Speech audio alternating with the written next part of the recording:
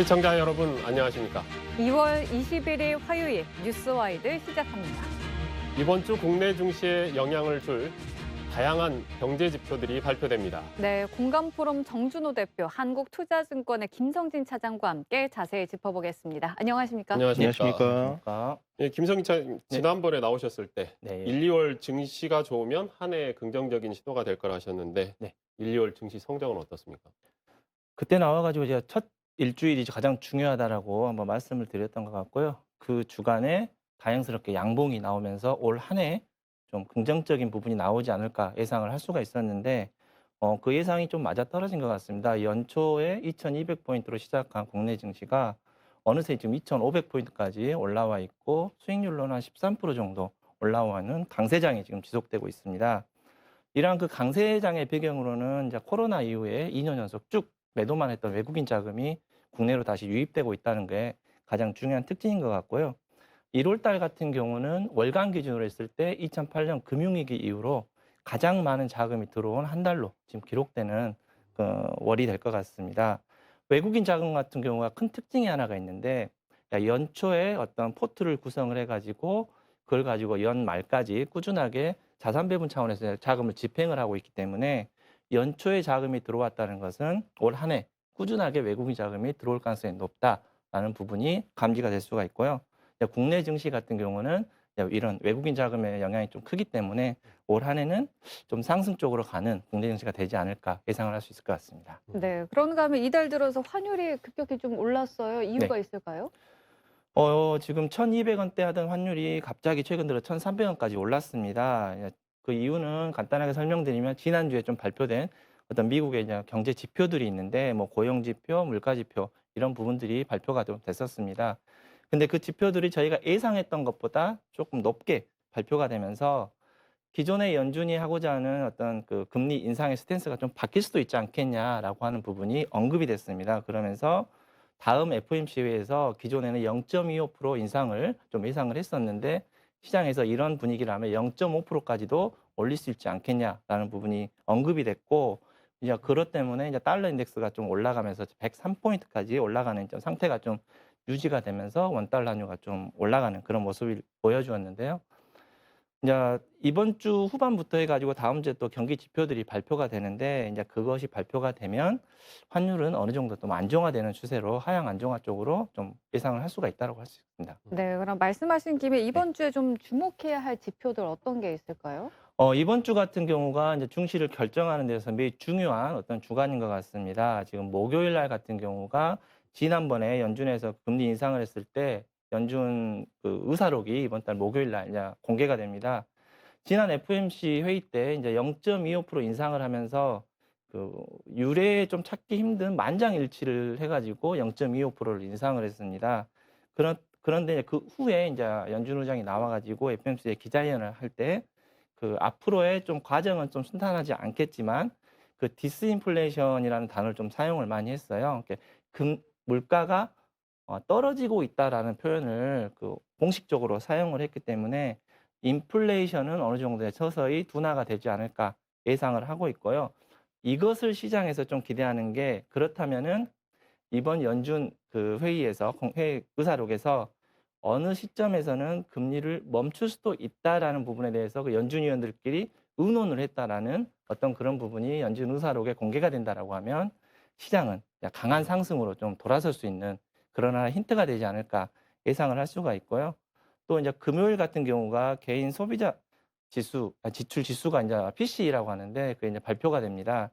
연준에서 그 PC라는 어떤 지표를 가장 중요하게 보거든요.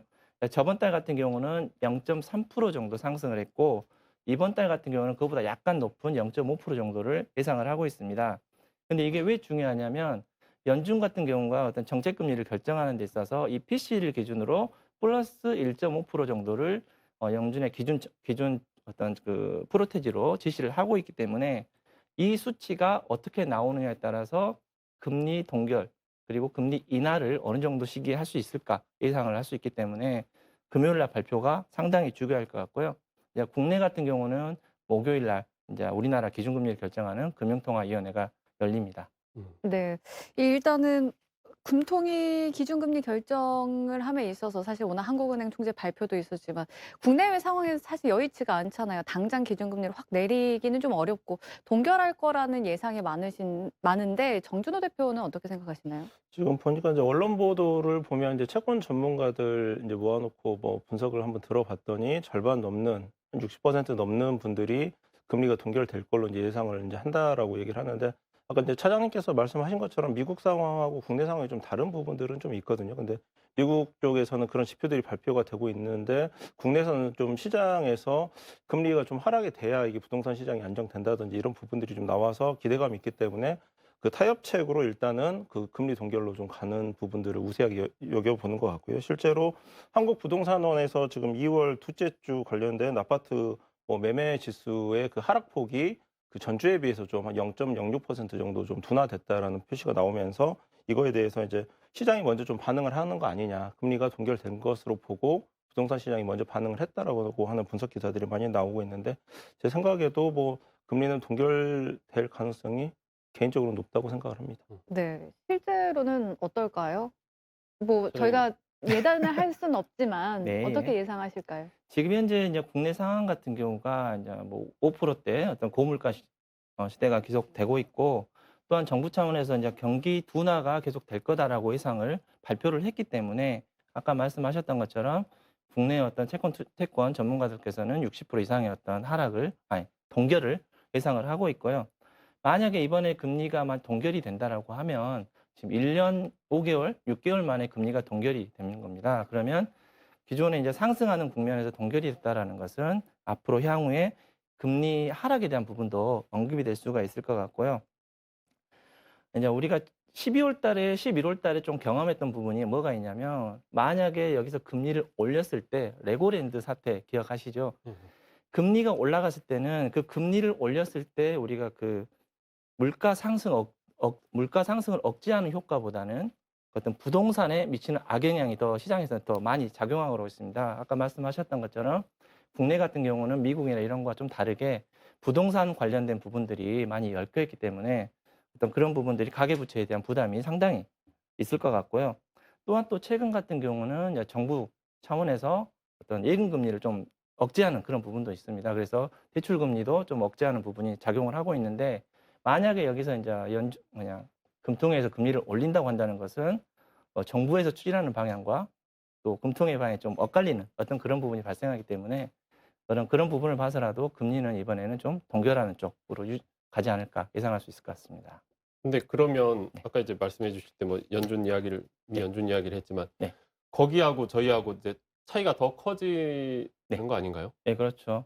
이번 같은 경우가 이제 연준은 0.25로 올리기로 예상을 돼 있고 우리 같은 경우는 이제 만약에 동결이 된다라고 하면 저희하고 미국하고는 한 1.5% 정도 이제 금리 차이가 발생을 하게 되는데 왜 우리가 이제 이런 금리 차이가 발생하는 거에 대해서 이제 두려움을 갖냐라고 했을 때 만약에 금리가 차이가 나면 강달러, 우리가 작년에 경험을 했던 어떤 강달러에 대한 부분이 언급이 되면서 국내 어떤 자본들이 빠져나가는 거 아니냐, 그런 부분들이 걱정을 하시는데요.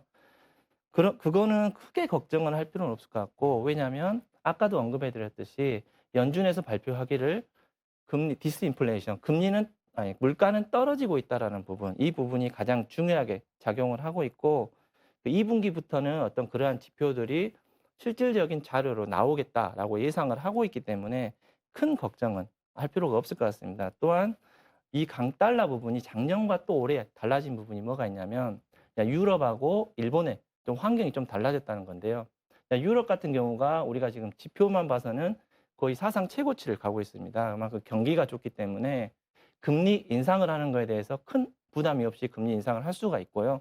일본 같은 경우도 이번 같은 경우는 YCC 부분을 약간 해제를 하면서 초저금리 시대의 정책에 대한 어떤 부분들을 좀 폐기를 하려고 하는 그런 모습이 보이고 있습니다. 그러면 유럽과 일본 같은 경우가 약간 강세 쪽으로 간다라고 해서 유로하고 일본 달러가 엔화가 강세로 간다라고 하면 달러 같은 경우는 약간 약세로 유지가 될 수 있기 때문에 우리가 예상했던 어떤 강달러로 가는 어떤 부분들은 환경이 작년하고 좀 바뀌었다라는 부분을 먼저 생각하고 있으면 큰 부담은 없지 않을까 생각했습니다. 네. 그럼 이제 가장 중요한 개인 투자자들은 어떤 투자 전략을 세우면 좋을까요?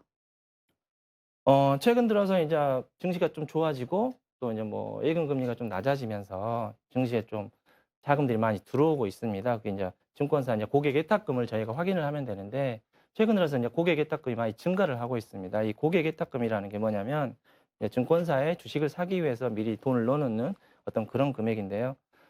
지금까지 봤을 때 이제 예탁금이 늘어난다는 것은 언제든지 매수를 할 수 있겠다라는 신호가 나오기 때문에 증시에서는 유동자금이 많이 들어오고 그러면 상승 쪽으로 돌아서는 증시에는 좀 긍정적인 뉴스로 작용을 할 수 있을 것 같고요.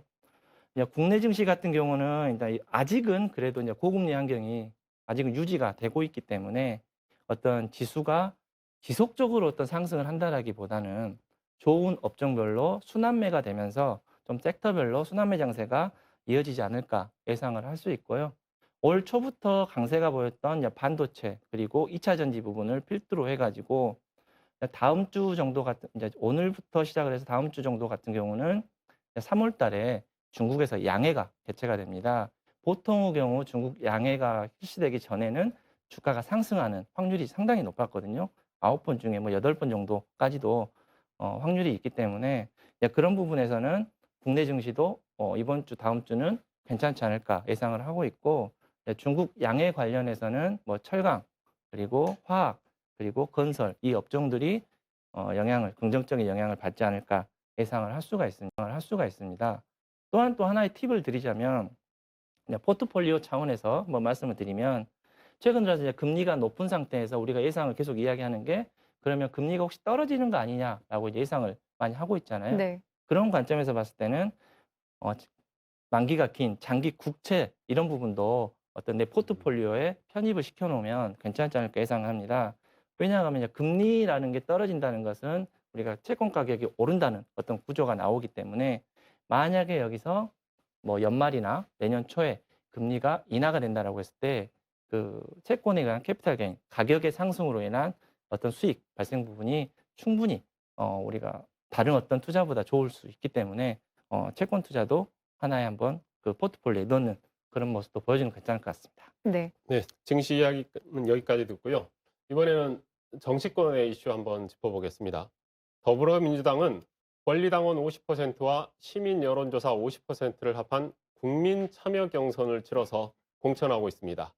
이 때문에 선거 때마다 권리당원 확보가 치열합니다. 네, 그런데 민주당 광주시당이 내년 총선을 앞두고 당원의 15%를 샘플로 조사한 결과 상당수가 계좌번호가 다르거나 당비를 안 내고 있는 것으로 드러났습니다. 먼저 이형길 기자가 관련 내용 소개해드립니다. 현재 광주 시민 가운데 민주당 당원은 39만여 명에 달합니다. 광주 인구 전체가 143만 명이니 3명 중 1명꼴로 민주당 당원인 셈입니다. 이 가운데 당비를 내겠다고 약정한 권리당원은 12만여 명입니다. 그런데 이렇게 당비를 내겠다고는 했지만 계좌번호가 다르거나 실제 당비를 내지 않는 당원이 또 40%에 달합니다. 민주당 광주시당이 이 같은 문제를 인식하고 당원 정비에 나섰습니다. 주소지 한 곳에 수많은 당원이 가입해 있거나 개인정보가 다른 당원 6만 명을 우선 조사했는데 지역구별로 많게는 유령 당원이 95%에 달했습니다.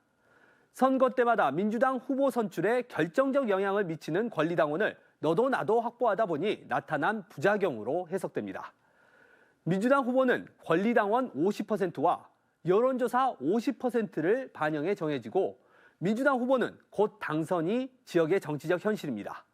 이렇다 보니 시중에는 광주에서는 권리당원 10,000명이면 시장도 만들 수 있다는 이야기마저 떠돕니다. 내년 총선을 앞두고 민주당 후보 경선에 투표권을 행사하려면 오는 7월까지는 당원 가입을 마쳐야 합니다. 곳곳에서 입지자들의 권리당원 모집도 본격화됐습니다.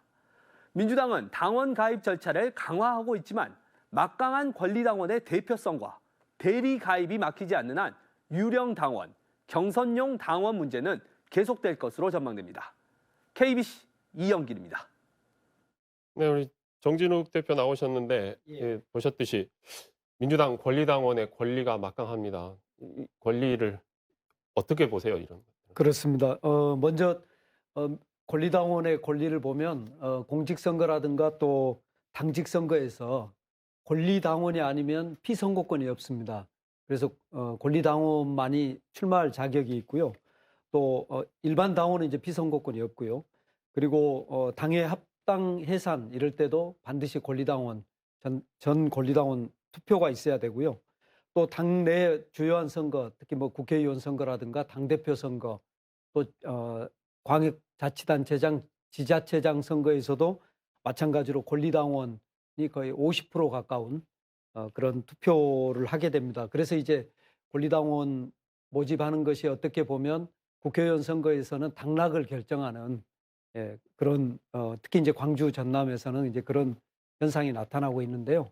지금 그렇기 때문에 이런 어떤 불법이라든가 과열이 또 함께 나타나는 것 같습니다. 네. 정준호 대표님 일단 이렇게 막강한 권한을 가진 권리당원 중에 유령당원이 있다고 하는 건데 이 유령당원이 정확하게 무엇이고 또 어떤 문제점을 야기할 수 있는지 좀 얘기를 해 주실까요? 아까 95%라는 숫자를 듣고 저도 좀 깜짝 놀랄 정도로 많다라고 생각을 했었는데요. 유령당원이라고 이제 표현을 하셨는데 당비를 내겠다라고 약정을 했는데 개인정보하고 그 당비를 납부하는 그 정보가 불일치하는 경우가 하나 있고요. 그다음에 아예 없는 당원을 만들어서 이게 제출을 하는 경우가 있는데요. 그래서 한 두 가지 정도 표현으로 좀 구별해서 해볼 필요는 있을 것 같습니다. 말씀하신 것처럼 실제하지 않는 당원의 같은 경우에는 유령 당원이라고 이제 표현을 해야 되는데 당비를 내겠다고 약정을 했는데 실제 계좌번호라든지 이런 부분은 좀 다르게 일부러 적어서 당비가 인출이 안 되게 하는 방식을 택하시는 경우도 있는데 이런 경우에는 이제 당원 모집이 좀 강화되면서 많은 분들이 이런 부분에 대해서 좀 피로감을 느끼다 보니까 이런 행태가 나오다 보니까 피로당원이라고 한번 표현을 해보는 것도 구별하는 걸로서는 좀 적절한 내용 같아 보입니다. 그러니까 저희가 이런 문제 생길 때 당비 대납 문제가 항상 불거졌단 말이에요. 그러니까 이게 말씀하신 선거권 가지려면 6개월 정도 당비를 낸 기록이 있어야 되잖아요. 뭐 제가 알기로는. 그러는데 그러면 여기에 있는 사람들은 상당수의 허수는 당비를 누군가가 대신 내준다는 건가요?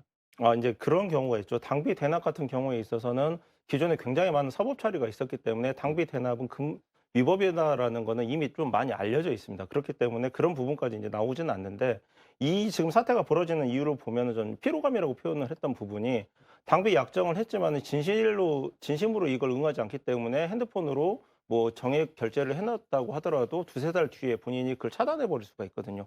그런 경우에 있어서는 이제 당비를 내다가 좀 뭐 당비 실제로 안 내는 그런 당원이 되는 거고 일부러 또 계좌번호를 적어 줄 때 좀 불일치하게 뭐 끝 숫자를 뭐 다르게 쓴다든지 그런 부분들이 있기 때문에 당원 가입이나 이런 동원된 당원 가입에 대해서 뭔가 피로감이 일반적인 지금 시민들한테 좀 어느 정도 쌓여 있는 상태가 아닌가 좀 강하게 의심이 되기 때문에 피로당원이라는 표현을 한번 사용을 해 봤습니다. 필요한 당원. 네. 어떻습니까?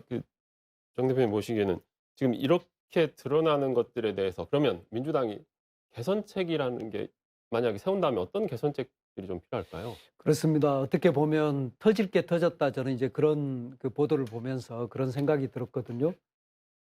지금 이제 개선책을 고민할 때가 됐는데요. 지금 권리당원 정준호 변호사님 말씀처럼 권리당원에 그 가입하는 과정 자체가 어떤 민주당의 권리당원이 되고 싶다는 어떤 그런 욕구보다는 선거를 위해서 이제 예비 후보자들이 억지로 가입을 시키는 이런 게 지금 만연돼 있거든요.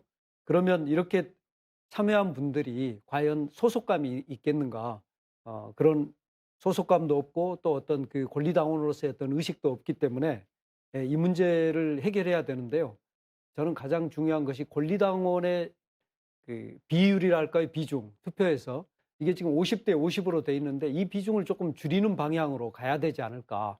왜냐하면은 권리당원 이미 많이 가지고 있는 분들이 갖는 힘이 너무 큽니다. 뭐 현역 의원을 비판하려는 것은 아니지만 권리당원 중심의 투표는 기본적으로 이미 권리당원을 많이 확보한 그런 어떤 기득권 중심의 투표일 수밖에 없거든요. 그런데 우리가 이제 현실에서 좀 새로운 좋은 신인을 찾아보자, 또 그런 사람들을 키워보자고 말은 하지만 구조적으로는 권리당원을 이미 확보한 사람이 힘을 발휘하는 그런 구조이기 때문에 무엇보다도 저는 권리당원이 투표에서 차지하는 비중을 줄이는 이런 방식의 개편이 필요한데요. 그런데 또 당내에서는 이제 그런 그 변화를 시도하게 되면 이런 건 특정인을 위한 거라든가 또 신인 중심으로 가는 것에 대해서는 현역 의원들이 또 그렇게 달가워하지 않기 때문에 과연 실제로 이루어질 수 있는가 이런 거에 대해서는 조금 걱정이 됩니다. 네, 정준호 대표님께서는 어떻게 생각하세요?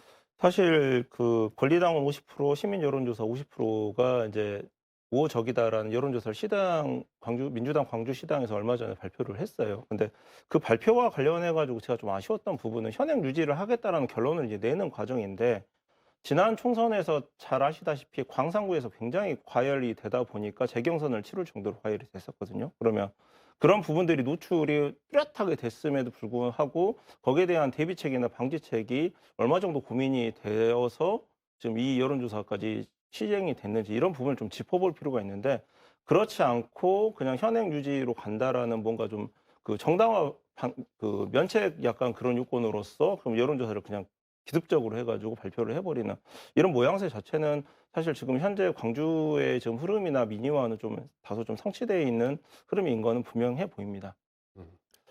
네, 이 민주당이 광주 전남이 민주당의 심장이라고 하는데 거기에서 이 권리당원 역할이 너무 크다 보니까 심장에서 부패가 계속 발생하는 것 같아요. 그런 일이 없도록 좀 새로운 것들 좀 내놨으면 좋겠습니다.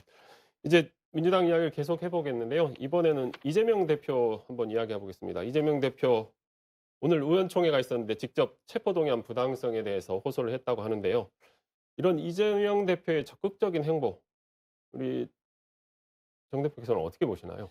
예, 제1야당의 대표를 구속하겠다는 구속영장 발부 자체가 우리 정치사, 헌정사에 없었던 일이거든요. 이제 그런 점에서 윤석열 정권이 얼마나 공권력을 남용하고 있는지 보여주는 신뢰라고 할 수 있는데요.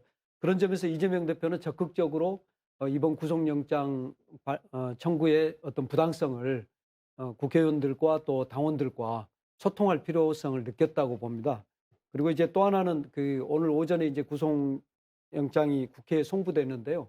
그 내용을 보면 내용을 아무리 살펴봐도 428억 원이 이재명 대표 것인 것처럼 그동안에 언론에서 다뤄왔거든요.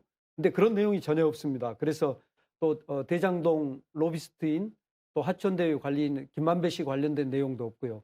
그런 점에서 본다면 그동안 얼마나 언론과 그다음에 검찰이 이재명 대표 죽이기에 나서고 있었는가 하는 것을 저는 거꾸로 보여주는 게 아닌가 하는 그런 생각이 듭니다. 그러니까 지금 정 대표 말은 그동안 검찰이 언론을 통해서 언론 플레이를 통해서 막 모든 게 이재명 대표의 잘못인 양 했는데 실제로 체포 동의안 그 내용 안에는 그런 것들이 다 빠져 있더라 이 말인가요? 그렇습니다. 가장 주요하게 주장했던 것이 화천대유 그 천화동인 1호에 428억 원이 이재명 거다. 이게 지금 핵심적 주장이었거든요, 그동안. 그리고 국민들이 이재명 대표가 뭔가 있지 않은가 이렇게 생각한 것도 그런 것이었는데 그런 내용이 전혀 없고요. 지금 보면 조금이라도 기여한 사람들, 심지어는 이제 아들이 가서 일했다고 50억을 주지 않았습니까? 이런 식으로 조금이라도 기여한 사람에게는 수십억이 갔거든요. 그런데도 불구하고 이재명 대표가 엄청나게 뭔가 개입한 것처럼 이야기했는데 어떤 내용도 나오지 않았습니다. 이것은 거꾸로 이재명 대표가 클리어하다, 깨끗하다는 것을 반증하는 것이 아닌가 이렇게 볼 수 있겠습니다. 네, 정준호 대표님께서는 이 정진욱 대표님의 말씀에 대해서 어떻게 생각을 하시나요? 그 영장 내용에 관해서 이제 말씀을 해주셨으니까 잠깐 이제 좀 덧붙여서 이제 말씀을 드리면요. 이제 그 영장의 그 죄명이 이제 배임으로 결정이 됐어요. 전에 이제 정진상과의 그 정치적 공동체라는 단어에 대해서 이제 여러 가지 해석이 있다라는 부분들을 여러 개 다뤘었는데 저는 이 배임죄로 지금 영장을 기재를 한 부분이 정진상과의 정치적 공동체라는 개념이 결국에 실패로 끝났기 때문에 배임으로 간 거다. 왜? 정진상과의 그 공동체적 그 개념이 뭔가 살아있다라고 하면은 정진상 그 실장이 받은 돈을 이재명 대표가 받은 것으로 동일시할 수 있다라고 하면은 뇌물죄. 그렇지 않다라고 하더라도 그러면 정치적 공동체라는 개념을 통해 가지고 불법 정치자금 수수로 뭔가 끌어내가 되는 경우가 있는데 그렇다고 하면은 이게 선거에 쓰였다라는 부분을 입증을 해야 되거든요. 예를 들어서 이재명과 정진상 실장과의 돈거래 관계가 없더라도 정진상 실장이 그 돈을 가지고 뭔가 대선 자금을 지출을 했다라든지 이런 부분이 입증이 됐다라고 하면 불법 정치자금 수수로라도 갔을 거예요. 근데 두 가지를 다 못 가고 배임죄로만 갔다라고 하는 경우는 정진상과 이재명과의 관계 설정을 못 해버리고 단순히 추상적으로 이재명이 뭔가 그 다른 제3자를 위해서 뭔가 배임 행위를 해버렸다는 측면으로 가버렸기 때문에 단순화시켜서 얘기를 하면은 검찰의 정진상과의 정치적 공동체 개념이 무위로 돌아가는 거 아니냐라고 감히 한번 이렇게 단정을 한번 지어봅니다. 뭐 지금 정준호 대표 말 맞다라 그런 때문인지 모르겠지만 이제 민주당이 본회의 표결에서 당론이 아니라 자율투표를 결정을 했단 말이에요.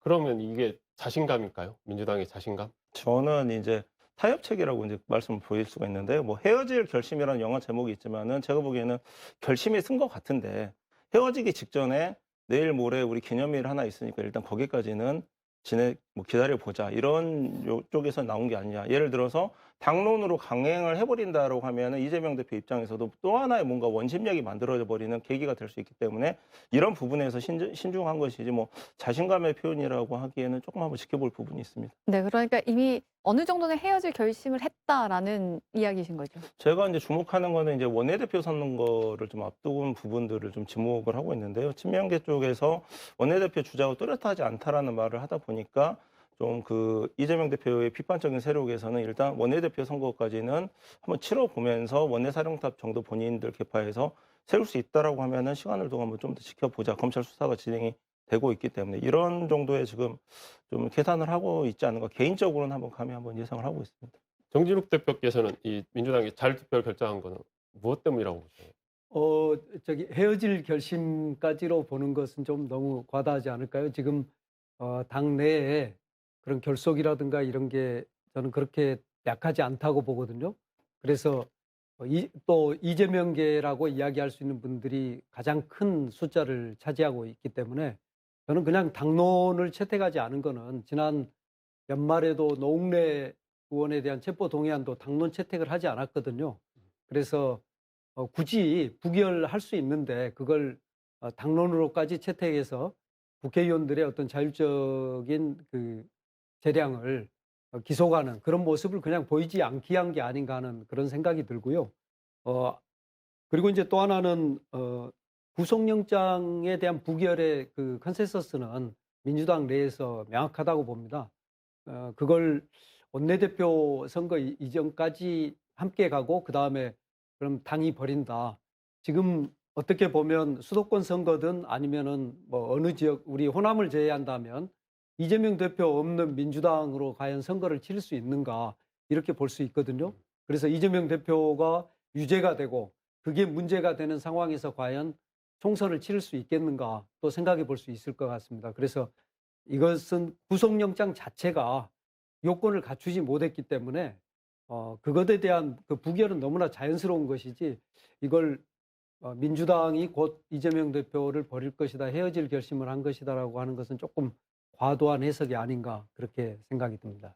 그러면 이제 우리 정 대표께서는 자신감이라고 보시는군요.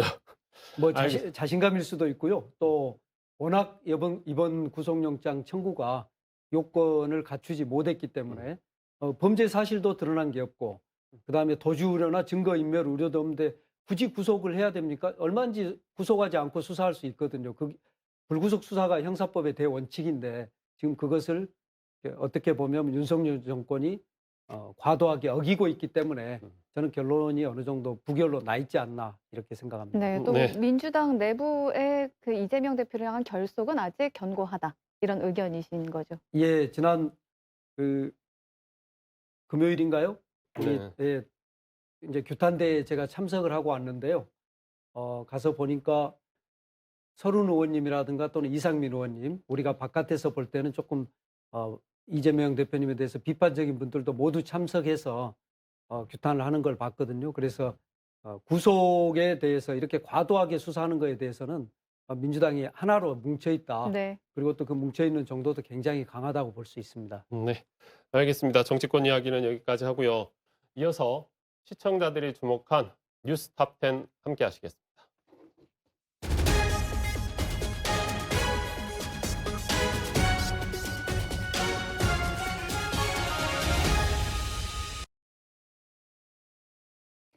뉴스 톱10입니다. 어제 열린 국민의힘 2차 TV 토론회에서 바이든 날리면 논란이 다시 나왔습니다. 친윤계인 김기현 후보가 천하람 후보에게 먼저 아직도 바이든이라는 생각에 변함이 없느냐라고 질문을 했고요. 천 후보는 여전히 바이든이라고 생각한다라고 답했습니다. 이어 여당 대표가 대통령에 대한 과잉 충성 때문에 끝까지 날리면이라고 해야 한다면 염려스러운 상황이 될 것이라고 덧붙였습니다. 일제 강제동원 피해자인 양금덕 할머니의 국민훈장 서훈이 무산된 것과 관련해 외교부가 2달 만에 답변을 내놨는데 이게 또 논란입니다. 외교부는 지난해엔 관계부처 간 협의 미비로 상정되지 못하였으나 향후 재차 추진될 경우 진지하게 검토해 나가고자 한다는 의견임을 말씀드립니다. 라고 한 줄로 답변했는데요. 일제 강제동원 시민 모임은 최소한의 예의와 성의도 보이지 않은 답변이라고 비판했습니다. 앞서 국가인권위원회가 30년간 일본 정부를 상대로 사죄배상을 촉구한 공로로 양금덕 할머니에게 인권상을 서운할 예정이었지만 외교부의 이견 제시로 행정안전부가 국무회의 안건으로 제출하지 않아 무산됐습니다. 현지 시각으로 어제 저녁 8시쯤 튀르키예의 규모 6.4의 여진이 또 발생했습니다. 이번 지진으로 수백 명의 사상자가 추가로 발생한 것으로 알려졌는데요. 튀르키예에선 지난 6일 이후 6,000회가 넘는 여진이 이어져 불안이 계속되고 있습니다. 지금까지 뉴스톱10이었습니다. 우리 정진욱 대표님, 이게 양금덕 할머니 저희가 잘 아는데 사실 2달 만에 외교부가 내놓은 입장에서는 관계부처 간의 협의 미비라는 건 좀 변명스러운데 어떻게 보시나요? 그렇습니다. 양금덕 할머니 이제 국가인권위원회에서 인권상을 주면서요. 동시에 이제 국민 훈장을 수여하는 것을 추진했었거든요. 그런데 여기에 대해서 외교부가 느닷없이 관계부처 간 협의가 안 돼 있다는 이유로 해서 그걸 미룸으로써 이제 무산을 시켰거든요. 이 배경을 보면 2018년에 이제 미쓰비시 그 강제 동원에 대해서 대법원이 배상하라는 판결을 내립니다. 그래서 국내에 있는 미쓰비시 재산을 강제 매각하려고 하자 이제 미쓰비시가 이거에 대한 소송을 내는데요. 그 소송이 다시 이제 대법원에 갑니다. 그래서 대법원에서 다시 한번 결정을 강제 매각 결정을 내리기 직전에 외교부가 대법원에 의견서를 보내서 우리가 외교적으로 잘 해결하겠다. 이렇게 해서 대법원 지금 결정을 못하도록 막아놓은 상태입니다. 이런 상황에서 지금 이제 양금덕 할머니에 대한 인권상과 또 국민훈장 수여가 있었는데 훈장 수여를 지금 못하도록 그 외교부가 막고 있었는데 이것에 대해서 이제 왜 이렇게 했느냐 이렇게 하자 56일 만에 내놓은 답변이 그냥 진지하게 검토하겠다 이런 정도의 어떤 한 문장짜리 그야말로 성의 없는 답변을 내놓은 상태입니다. 네, 어제 독일에서 한일 외교장관이 만나서 이 강제동원 피해자 배상 문제를 논의했다고 이제 얘기가 나왔는데 박진 외교부 장관이 정치적 결단이 필요한 때이다 이런 발언을 했습니다. 여기 어떤 의미가 담겨 있다고 생각하십니까? 저는 이 정치적 결단이라는 표현이 굉장히 부적절하다고 생각을 하는데요. 지금 굉장히 화해치유재단과 관련해서 몇십 년 동안 끌어왔던 논의가 있습니다. 그 부분이 무너져 버렸는데 그럼 정부에서 국민 여론을 다시 세워가지고 일본하고 협상을 나가는 게 순서거든요. 근데 이걸 마치 건너뛰고 이 결단을 해가지고 일본과의 대화를 빨리 만들어야 된다라고 하는 거는 이거는 모순된 표현이 되기 때문에 지금은 결단이 필요할 때가 아니라 대화와 뭔가 설득을 통해 가지고 국민 여론을 만들어야 될 때다 이렇게 좀 한번 말씀을 드리고 싶습니다. 네. 국민 여론에 그렇게 관심이 있을까요? 지금 굉장히 지금 정부가 위험한 게 위험한 전선을 만들고 있어요.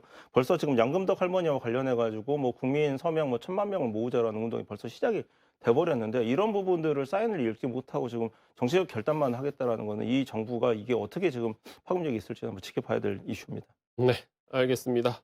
두 분과의 오늘 이야기는 여기까지 듣겠습니다. 함께해 주셔서 대단히 감사합니다. 고맙습니다.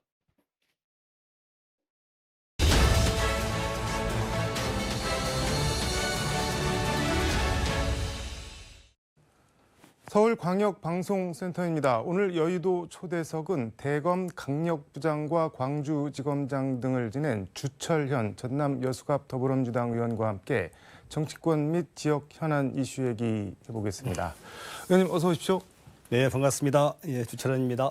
지금 더불어민주당 인권위원장 맡고 계시죠? 네, 그렇습니다. 이게 지난해 12월에 출범한 걸로 알고 있는데 대검 강력부장 검사 출신이신데 당 인권위원장은 어떻게 맡게 되신 건가요? 글쎄요, 뭐 이제 자꾸 뭐 네. 검찰 출신이라 그러는데 저는 이제 뭐 지금 검사를 그만두고 기항한 지 딱 10년째입니다, 올해가. 2013년 4월에 내려갔으니까. 네. 내가 이제 뭐 검사로 있으면서 광주 검사장을 하면서 네. 대한민국 법률대상 인권법원 대상을 받은 적이 있습니다. 아, 법무부에 근무를 할 때는 강금실 장관과 함께 네.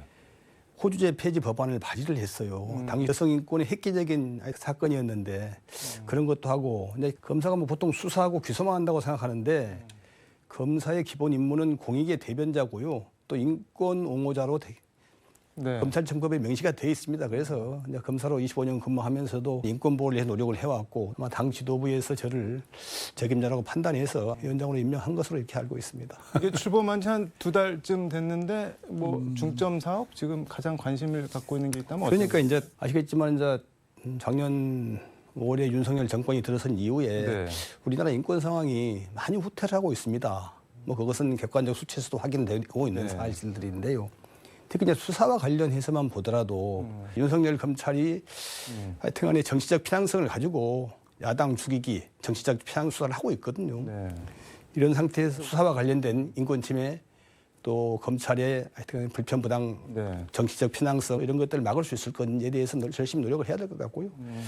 또 한편으로서는 저희가 이제 당론으로 거석을 발의를 했습니다. 그 국가 권력에 의한 그 인권 침해 범죄에 대해서 시효를 배제하는 그런 법을 작년 11월 당론 발의를 했는데 이거 통과시키기 노력을 할 것이고 일명 차별금지법인 공감대 형성을 위한 노력을 좀 인권위가 중심으로 열심히 해야겠다 이런 지금 계획을 세우고 노력 중에 있다는 말씀을 드립니다.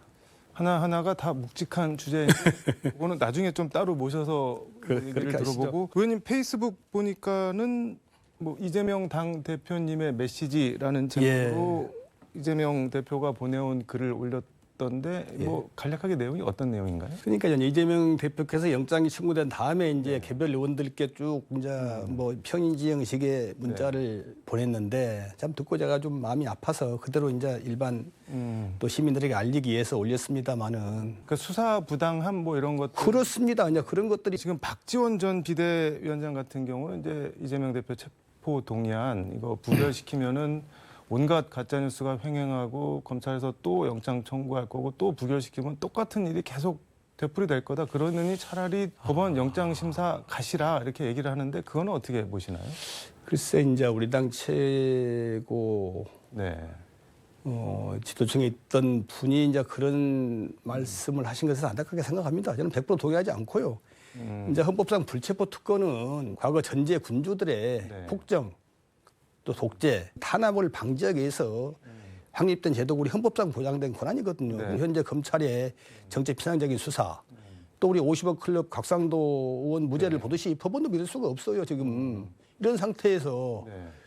정권의 검찰이 내년 4월 총선을 개장해서 모든 걸 거기다 포커스를 맞추고 야당을 분열시키고 야당 대표를 어떻게든 하여튼간에 제거하기 위한 이런 목적을 가지고 있는 이런 중차대한 국면인데 어떻게 그게 헌법상 보장된 이런 불체포 특권을 포기하러 가는 것인지 참 이해가 안 됩니다. 저는 이제 과거 왕정 시대 시작이 됐지만 요즘처럼 윤석열 정권의 검사 독재 정권 이런 시대에는 정말 필요한 게 불체포 특권이고 이것은 우리 당 국회의원들이 똘똘 뭉쳐서 당연히 지켜야 한다는 것이고 국민들도 다 동의를 할 거라고 저는 이렇게 생각을 하고 있습니다. 그러니까 말씀하신 대로 행정부의 잘못된 어떤 권한 권력 남용에 대해서 국회 차원에서 보호막을 만들어 놓은 게 뭐 불체포 특권이 그렇습니다. 하고 헌법상 권리이긴 한데 예. 이게 그 이재명 대표가 불체포 특권 내려놓겠다라는 거 말씀을 하셨던 거는 그런 걸 다 감안하고라도 내려놓겠다는 건데 일단 본인한테는 적용하고 다음부터 불체포 특권 하지 말자 이렇게 또 받아들일 수도 있잖아요, 사람이. 대선 국면에서 아마 우리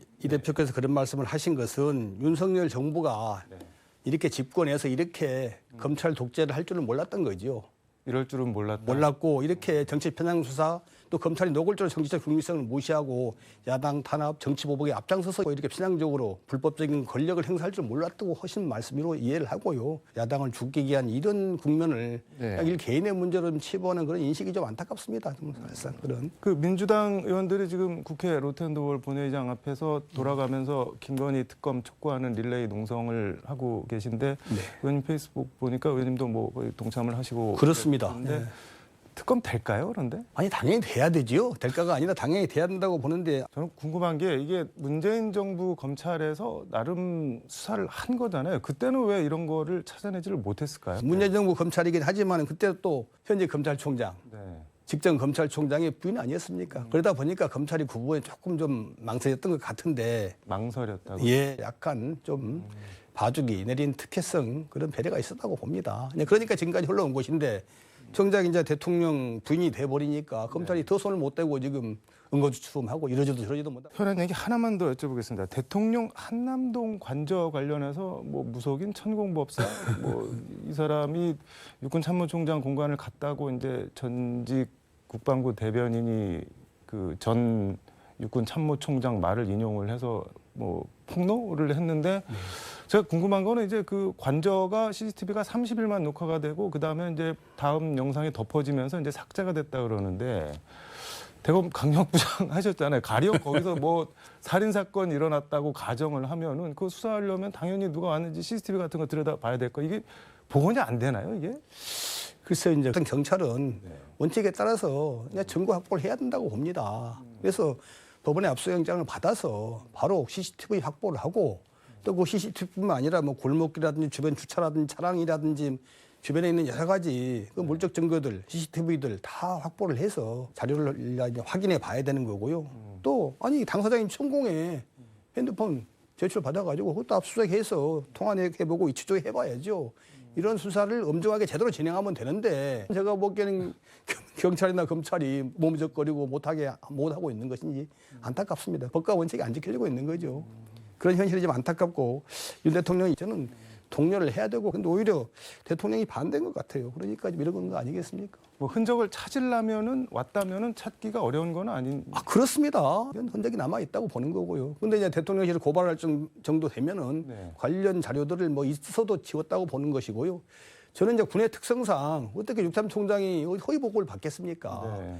그래서 이제 없는 사실을 있다고 말하는 건 정말 어렵습니다. 그러니까 부승찬 전 뭐 거세기 대변인이 했던 것은 사실이라고 보고요. 또 전 육참 총장도 그게 기억이 안 난다고 했지 아니라고 말을 안 했지 않습니까? 그것은 기억이 안 난다고 하는 것은 사실상 인정하는 거나 마찬가지다. 저는 이렇게 봅니다. 알겠습니다. 시간이 좀 지났는데 지역 현안 이슈에 보겠습니다. 왜냐하면 지역구가 여수갑인데 지금 그렇습니다. 페이스북 보니까 여수대학교 전남대학교 통폐합 협약서 이행 촉구 건의안 이게 지금 여수시 의회에서 만장일치로 통과됐다고 하는데 뭐 어떤 내용인지 간략하게. 이게 이제 2005년대 국립여수대학교가 전남대학교에 흡수 통합돼서 없어졌습니다. 당연히 시민들이 반대할 거 아닙니까? 그래서 당시에 양대학 총장이 여수에 한의대 한방병원을 만들어주겠다. 또한 대학 전문병원을 만들어주겠다. 이 두 가지를 약속했는데 네.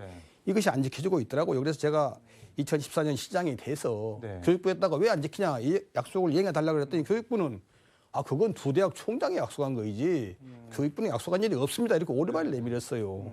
그래서 저희가 더 이상 추궁을 못했는데 작년 국회 예결위원으로 활동을 하면서 교육부로부터 통합 당시 서류를 다 받아봤더니 당시에 김진표 교육부 장관이 네. 두 대학 총장하고 3명이서 통합 관련 이행 협약서를 만든 게 있더라고요. 그게 보니까 한의대를 만들어준다는 내용이 명백하게 나와 있더라고요. 그래서 이제 그걸 들이밀고 당시에 교육부 차관, 교육부 장관, 겸 부총리, 교육총리에게 추궁을 했더니 통합 당시에 정부가 의료기관을 만들어주겠다. 대학병원과 의료기관을 만들어주겠다고 약속한 것은 정부 책임이 맞습니다. 어떻게든 이행해 보랍니다. 이렇게 확인을 해준 것이죠. 그래서 이제 정부도 그러면서 어떻게든 이행하겠다고 이제 이행 의지를 밝혔기 때문에 다시 한번 여수시 의원들이 그 중요한 약속이니까 꼭 좀 지켜달라고 아마 이행 건의를 아마 촉구안을 가결시킨 것으로 알고 있습니다. 이게 지금 전남권 의대랑 대학병원 설립이 이제 전남 지역 주요 이슈 가운데 하나인데 약간 그러면 혼선이나 뭐 이런 게 생기지 않을까요? 우리 전남 도민의 수건 사업인 전남권 의대 신설, 네. 그 부속 대학병원 설립과는 전혀 별개의 문제입니다. 그래서 저는 두 가지가 다 양립 가능하다고 보는 거고요. 여수에 의대가 신설되는 건 아니고 전남대학교 병원 부속 병원이 하나 분원이 만들어지는 거니까. 분리해서 봐야 돼요. 예, 분리해서 보는 것이고요. 함께 갈 수 있다고 보고 그렇게 돼야 된다고 생각합니다. 그 예결위 말씀을 잠깐 해주셨는데 여수가 저는 산단도 엄청 큰 게 있고 뭐 관광지로도 요즘 엄청 뜨고 그래서 당연히 고속도로가 있을 줄 알았는데 고속도로가 없다면서요, 여수. 예, 정말 안타까운 일인데요. 네. 여수가 이제 뭐 대한민국 호남에서는 최고의 산업도시이기도 하고 네.